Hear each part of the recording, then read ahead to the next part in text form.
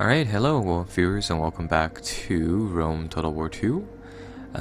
It's now 80 BC and we have, well, I've done a few things in the meantime. I've kind of taken away, I don't know, maybe 10 or so turns for subjugating the parts of Germania over here, and we still have some troops occupying this region. So, jumping up onto the strategy panel here, we've actually expanded our lands by quite a little bit, mainly through the use of diplomacy, and I kind of got carried away with this, but well, what we've done here is that we were inside Magna Germania, the Suabia, and in all of this area over here. And what I've done inside the meantime is that we've conquered. I think we conquered everything here on video, and the only things that I've done in terms of conquest is grab this province right here. So Mons Regis, and the part of Macedonia right here, which we've just taken.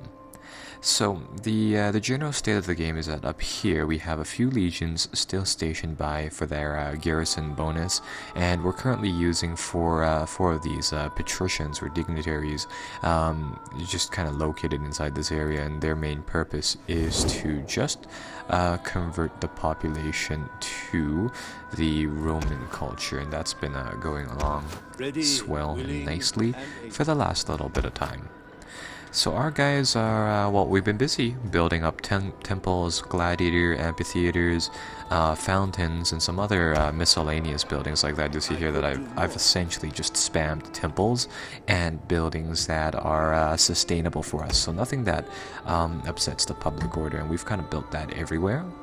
So historically speaking, I mean, I don't think the Romans ever got here, and with that said, I think the game makes it so that it's a little harder to actually stay inside these provinces. And with that said, we've been just kind of been taking our time finishing off the enemies here.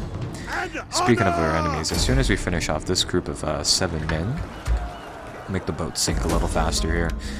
After this, that should actually be the last of that faction. Yeah, that should be the last of them. So currently what the world kind of looks like is that, actually I should talk about this first. I bumped up our tax rate for a few turns, and you'll see here that we're making 27k per turn. So I mean, we're making a ton of gold coins. Let's see what this is actually from. So I mean, we control a lot. Yeah, it's mainly from taxes. A little bit of it is from slaves, and we're actually not making any trade income from the looks of it. Now, I really don't know why that's kind of that. But yeah, apparently our trade value is 4k some worth, but apparently we are not taking any of that. So anyhow, we're gaining a lot of money is the gist of that, and with that money I've been kind of spending it on improving our little empire here. So the Roman Empire stretches from all the way from Spain to the border of the map here, so to the border of Russia, I suppose, and between us and our goal of, well, essentially world domination, we have a few things that stands in our way. So we have Carthage as one client state. These 2 African coast people were actually 3 African coast tribes, and we also have one group of people, or rather 2 groups of people here inside Egypt under our control. We were at war with the Beetle people, is what I go by call these people, seeing as how their little name tag has the little scarab inside. And we also have the Circle faction over here, and I've managed to forge 2 pacts with these people, so they are now considered part of our empire, I suppose, because they are client states. And well, Egypt managed to regain Alexandria, so that's kind of there. And now our armies are kind of swinging around the middle of the map here. So if we were to continue pressing downwards from our current regions, we would have to go into these people, the Cateloroi, and the Badini, and then some of these other Germanic factions were some of these factions down here, and they actually have quite a few big armies. I haven't actually been able to make them client states, but currently we have 44k. And drink ale before words pass. Yeah, still not that much. So yeah, that's been just kind of going on right there. Let's see. These guys' territory actually spans all the way into the Middle East, so that's kind of interesting. But going back to our client states, what I've done here is that I've made a deal with Athens, so they are our client state. They control Sparta and Athens currently, but they're kind of in a jam because they are at war with the majority of their neighbors. So you see here that they're being sieged or blockaded, and they have a rebellion going on right here. Although they do have a pretty big army right here. So that's kind of Macedonia for there.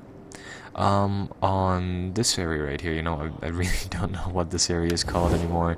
Inside like the Byzantine region, we made Pergamon a client state as well, and they control actually like 4 provinces.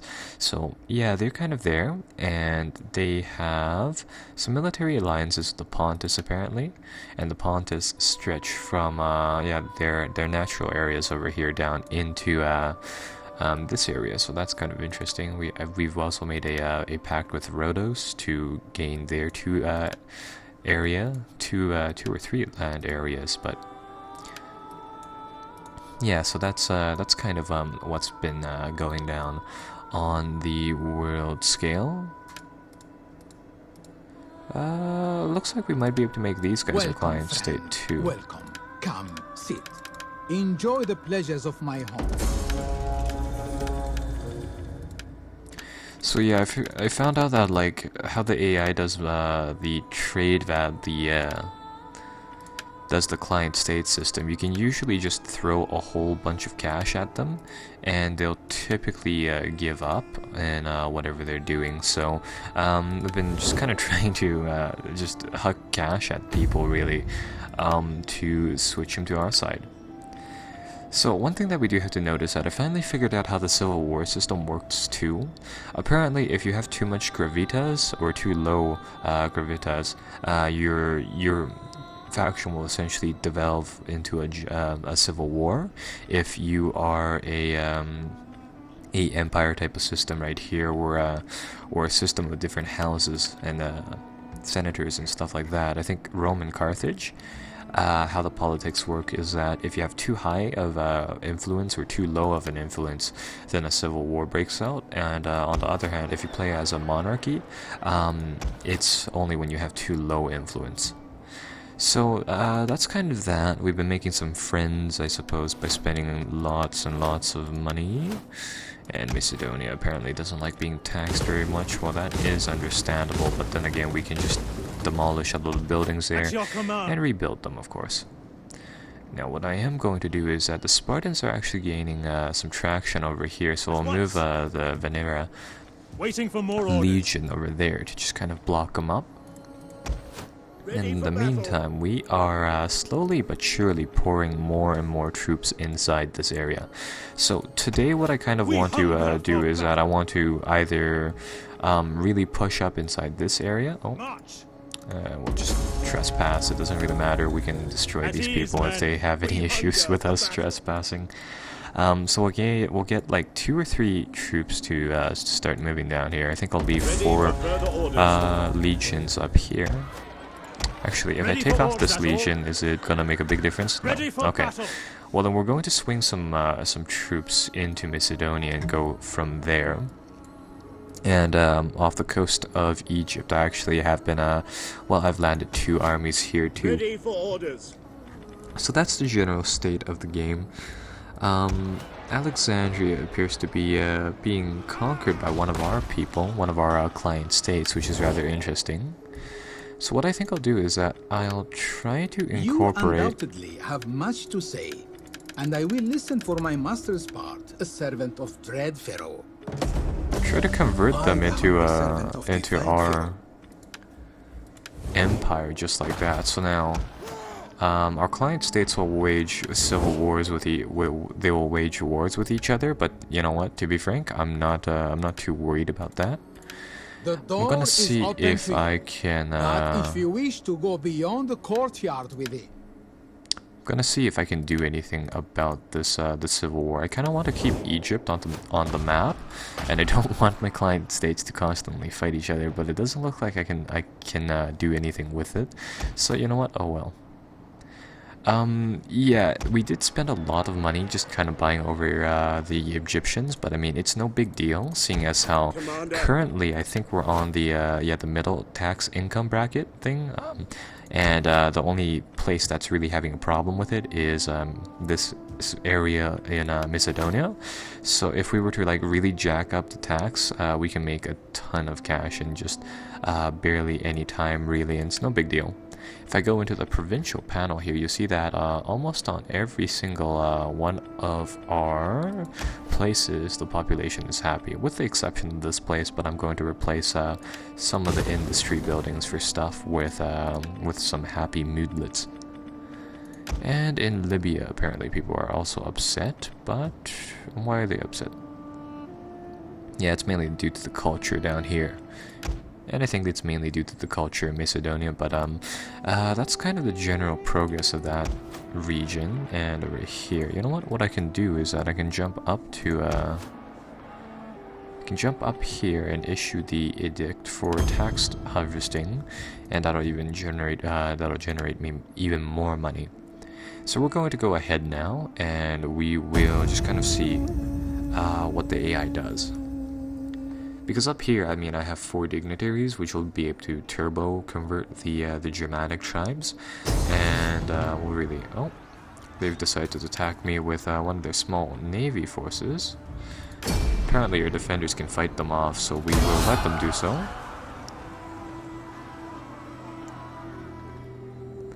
Right now, I'm just a little worried about saving Athens. There appears to be like...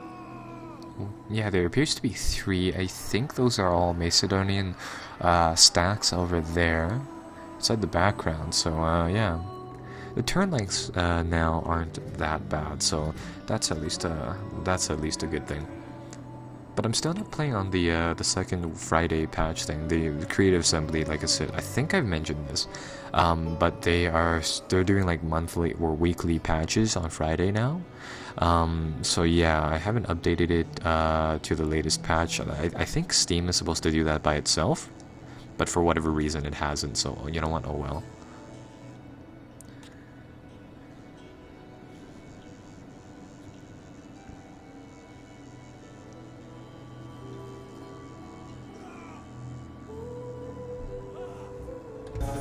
Okay, apparently one of our settlements are under siege, but that's fine with me. Alright. Ooh, and we've encountered a new faction too. So yeah, we're still raking in tons of money. We should probably build a few more farms soon, in a little bit, but until then there's really no worry. So continuing off of here, what should we do now? So we know of these provinces right now, and it appears that Arabia Magna is actually a really profitable province. Mesopotamia is another one, and let's see, what is close by and valuable? This one too.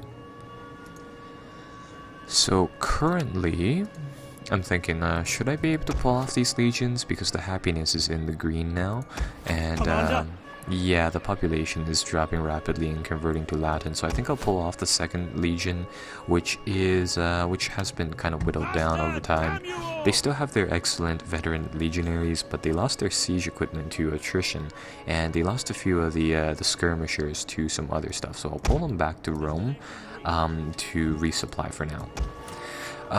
Speaking about Rome, we've actually managed to get the Imperium bar to full, so now our power is supreme, which means that we can field 15 armies and 10 fleets now, 5 dignitaries, which is really, really useful, so that's rather nice.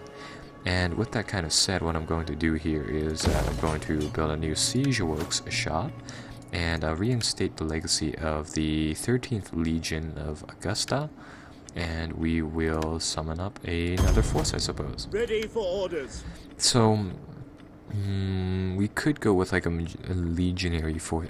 You know what? We will go with a legionary force. I think I'll build this legion like this, so then we have a lot of units for us like that. And then that'll be one Praetorian Guard Praetorian army. So what do I want to do now? Should probably upgrade Delicacy over here, and then we'll build a gladiator amphitheater to help out. So I do have a auxiliary barracks over here in this region, and that makes me wonder what types of troops can I recruit here. So we can get Celtic Light Horse, Celtic Warriors. Where is this actually? This appears to be... That actually isn't. That's still Celtic area. I'm going to see if I can actually build a corps of Germanic troops, a Germanic auxiliary army, because it'd be kind of cool to have one of those around, but it doesn't look like I can. So oh well. In that case, we'll build another temple here, and we'll build one thing there, and that'll just kind of complete this area. So. Ooh, Alexandria. Apparently our client states are fighting each other, and they managed to switch roles. So this faction managed to grab this little desert town, and Alexandria is still afloat. So that's rather interesting. Speaking about this area, can we hire some mercenaries yet? We can hire some Egyptian archer mercenaries. So these guys, they will. Oh, that's really odd. They'll cost 250 gold to hire, and they'll cost that much every single turn. So that is, you know, we could hire them, but I don't know if they'd be worth it. I don't think I've talked about the mercenaries just yet. To the extent that I'd like to.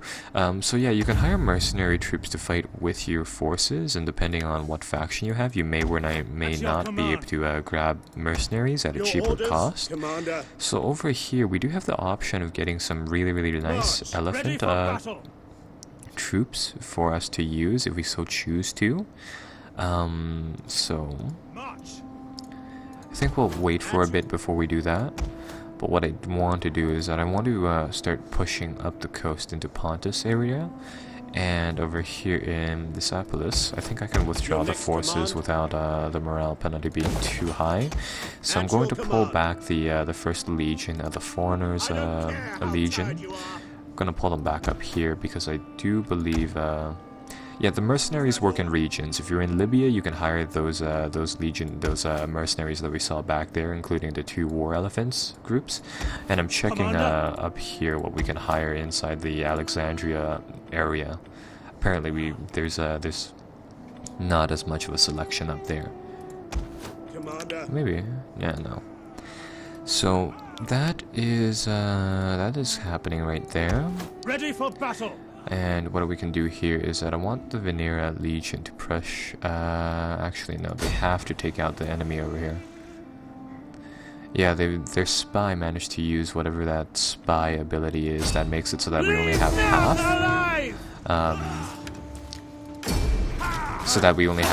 Of ability for marches and stuff like that. So we're going to have to kind of swat away the enemy like that. Let's see. Oh.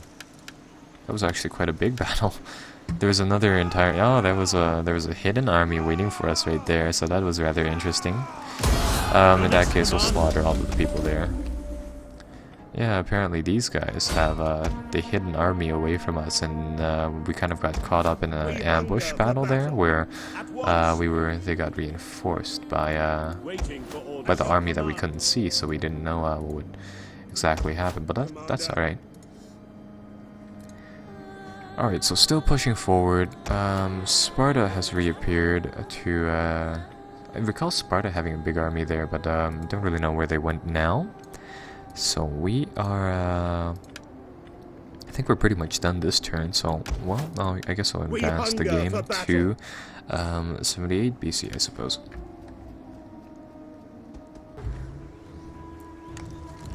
Okay, so I went to get something, and when I came back, this happened. Apparently, Sparta is going to meet us with a force of 30 or 3,000 men against our Legion Britannia, Britannica, here in Dardarnia.